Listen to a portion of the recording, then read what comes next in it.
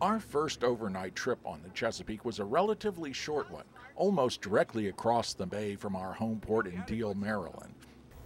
St. Michael's lies on Maryland's eastern shore, a little less than 20 nautical miles southeast of Annapolis. It's one of the more popular cruising stops on the Chesapeake.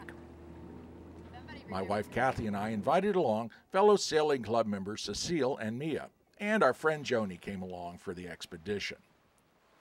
Now, some old-timers say that women aboard a ship are bad luck, but on the contrary, I delighted at the prospect of sailing with an all-girl crew.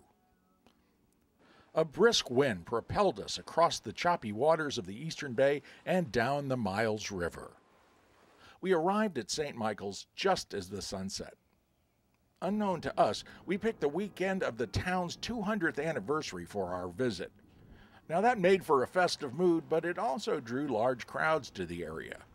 There was not a berth nor mooring for our 51-foot ketch anywhere near the town. As I pondered our fate, I noticed that there was a large empty berth next to the Crab Claw restaurant marked for customers only. I suggested to my crew, why don't we just pull in here and have a really long dinner? And that's just what we did. We closed the place down, in fact, and the owners graciously allowed us to stay the night. The Chesapeake Bay has been renowned for its seafood for hundreds of years. Native blue crabs are unloaded right off the fishing boats. The recipe is not complicated. Crabs go right from the basket to the steamer. After a few minutes in the steamer, the crabs turn the bright orange color familiar to seafood lovers. The bay is also famous for its oysters. Real oyster aficionados eat them fresh on the half shell. Eastern Shore communities have always depended upon the seafood industry.